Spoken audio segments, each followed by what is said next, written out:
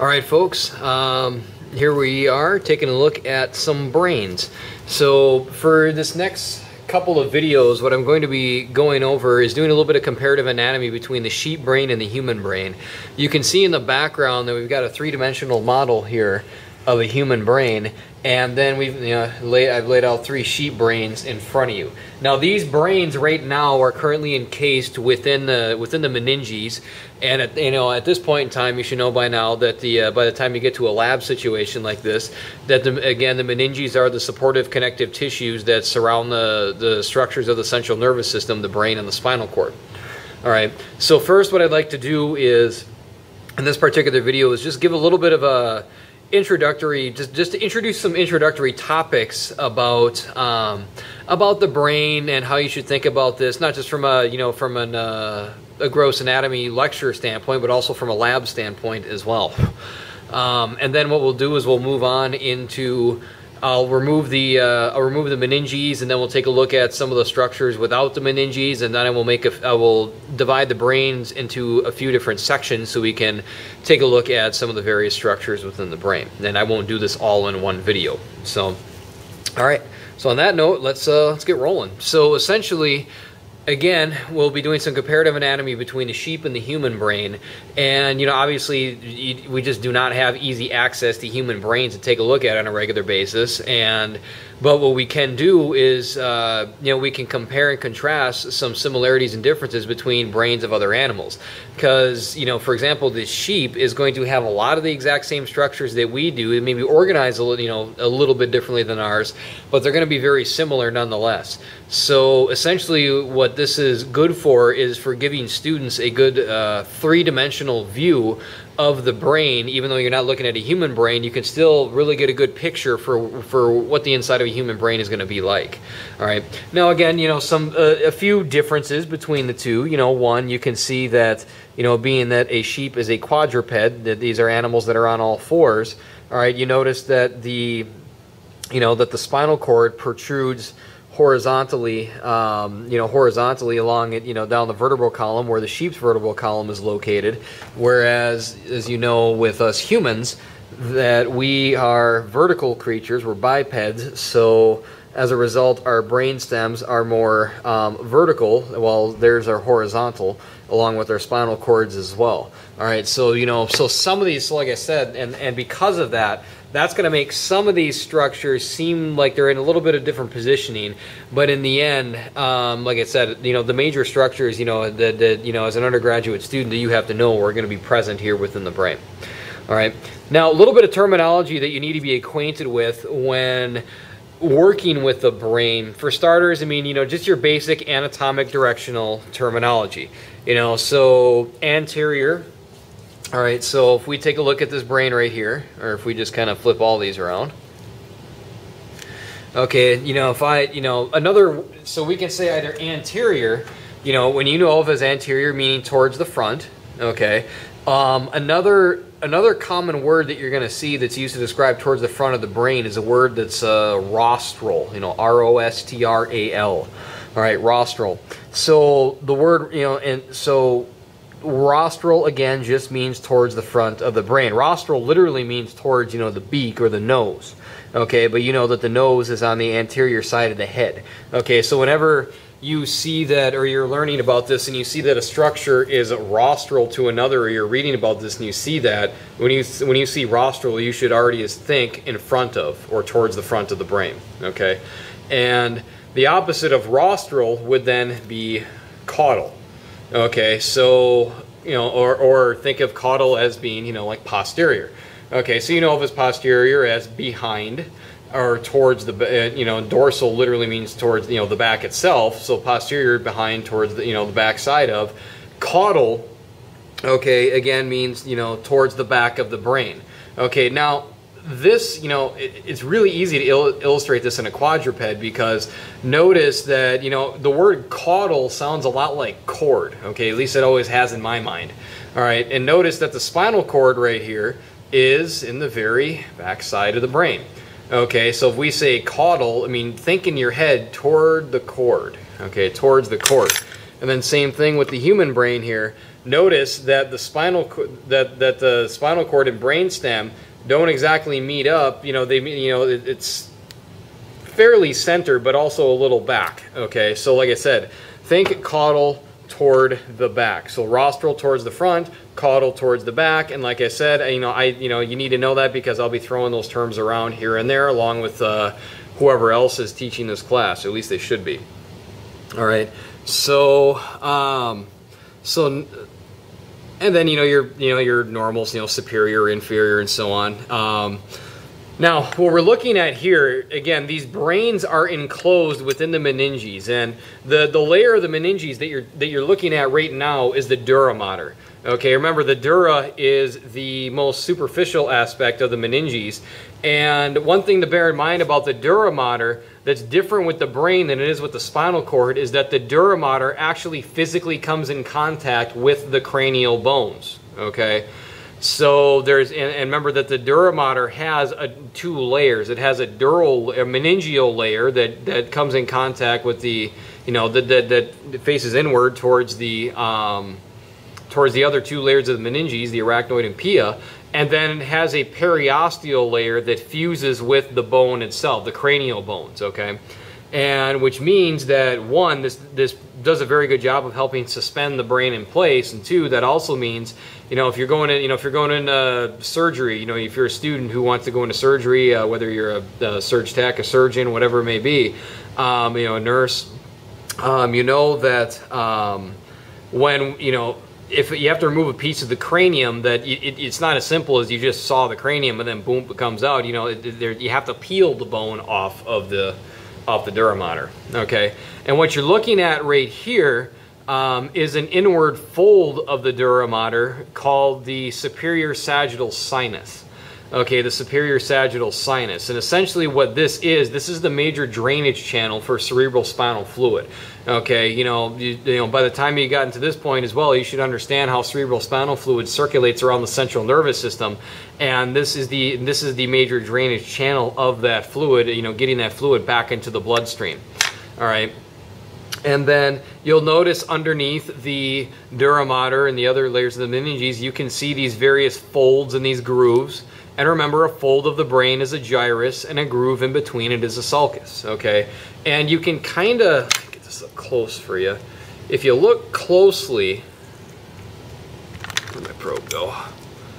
If you look closely, you can see these darkened lines that are within here. The arteries that supply the brain are, you notice how they move right within these sulci, or these grooves of the brain.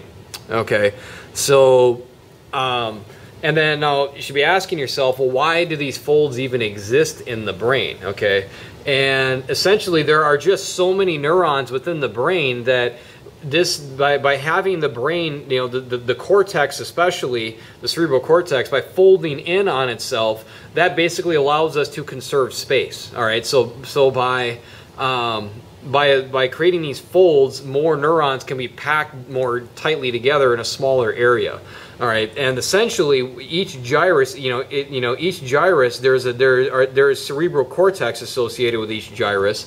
So therefore, there are areas, each gyrus or each gyri could be responsible for some conscious interpretation of our environment. You've got you've got motor areas, you've got various sensory areas, we can link that to memory and so on, but that's essentially what these gyri are, just organizations and folds and ways of condensing the cerebral cortex. All right, and then if we take a look at the underside of the brain here, we can get a good look at some of the structures already, without even cutting into itself.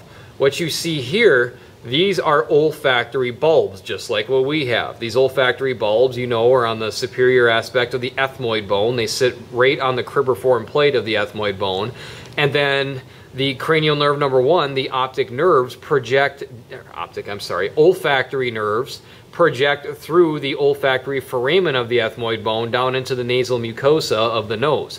And then essentially odor molecules get trapped in the mucus of the nose, and then then that excites these olfactory nerves, and then we start generating action potentials toward the brain about smell. All right, and then what you see here, this dura mater that is folded inward, traveling down the longitudinal fissure. Oops. Down the longitudinal fissure here, this is the falx cerebri. The falx cerebri, and basically this attaches to the, I'm having a brain fart here. The crista galli of the ethmoid bone. Sorry about that, folks. The crista galli of the ethmoid bone, again, just securing and holding the brain in place. All right. Now what you're looking at here, this is a very important structure called the optic chiasm. All right. So essentially, the optic nerves from each eye, okay, project, towards the occipital lobe of the brain. But, but a little ways back, the nerve fibers cross, and then the fibers from the retinal visual fields, basically the visual fields, when I say retinal, I mean, the visual field right in front of you, I'm sorry, retinal, good Lord. The nasal visual field, I'm sorry. The nasal visual field. So the visual field right in front of your nose, right in front of your face, okay? And it's important that those fibers cross over because we project images upside down on the retina, and in order for the brain to flip the image back right side up, we have to be able to send that message or that image to the brain right side up, all right? And then what we're looking at here, we can get a look at, this is the pituitary gland right here. And again, this is why it's important to understand this landmark of the optic chiasm, because there's a lot of major structures that are right around this area. For example, the pituitary gland is just inferior and posterior, or right below and behind the, the optic chiasm itself, all right? And you know that this is the master gland of the body that regulates, that's very important for controlling our endocrine system and regulation of homeostasis, all right? And then just, you can't see it right now because this is a center within the brain, but just superior to the pituitary, around the area of the third ventricle in the optic chiasm here, there is an area of the brain called the hypothalamus. And by now, you should again understand the hypothalamus, that this is an area of the body that is an area of the brain that's extremely important for regulating homeostasis. And also, as being part of the limbic system that, deals with some emotions and drives as well. All right, but for example, when you're learning about fluid and electrolyte balance and you want to understand where the osmoreceptors of the body are, the receptors that are sensitive to water changes, you would say that that they're located in the supraoptic nuclei of the hypothalamus. Well, what do you know? Supraoptic nuclei. Remember, a nucleus is a center in the brain. Supraoptic, right above this optic chiasm here. All right. So supra meaning above. So keep this landmark in mind. Then I'll try to keep it intact, but I'm not gonna. I'll try to keep this intact as best I can. But also, many of the major arteries of the brain all congregate around this area of the pituitary and form what's called the circle of Willis, as they project out and supply the brain with blood as well. All right, and then here we can see, we can see the pons, we can see the medulla oblongata, and then this would be the spinal cord. So essentially, and remember that the spinal cord and the brainstem are continuous with one another. We just start calling it brainstem when this version of the spinal, when this part of the spinal cord passes through the foramen magnum of the skull, and then now we're in the cranial vault of the skull. Now we're working with brainstem. And then if we pass back out, this would be spinal cord passing through the spinal column of the vertebrae. All right, and then here, you can see this would be the cerebellum. Remember, cerebellum, Latin for little brain. All right, when I get the meninges off here, we're going to take a look at the fourth ventricle underneath the cerebellum. And then this would be obviously the cerebrum right here, which makes up about 85%, as you can see. I mean, it's significantly larger than the rest of the brain. This makes up about 85% of the total surface area of the brain. What's interesting though about the cerebellum, it has, it's only about it makes up maybe only 10% of the overall size of the brain, but it has about 50% of the neurons in the brain are located within the cerebellum. So a very densely populated area of neurons in here. And and we call this cerebellum or little brain because just like the cerebrum, you'll see in a little while, the cerebellum has its own cortex and a white matter within, inside of it. So it's similar to the cerebrum in that aspect. And then you've got, again, your brainstem. Now, one more piece of advice before I move on to the next video segment is I want you guys to think, here's what I want you guys to think about the brain. Anatomically, the higher you go in the brain, the more complex the functions, or the more complex we'll say the functions. And anatomically, the lower you go in the brain, the more primitive or the more simple the functions. So basically how I want you to think about this is anatomically, the lower you go, the more this activity is just based more or less on reflexes. Whereas as you go higher in the brain and you work your way up as high, up as high as the cerebral cortex, there's a lot more there's a lot more circuits and integration going on here. And essentially, in order to be a sentient conscious being, we have to form a lot of complex circuits within this cortex. So when I say anatomically, the higher we go, the higher the function, the more complex the circuitry and the more high level the functioning, occurs as a result of this.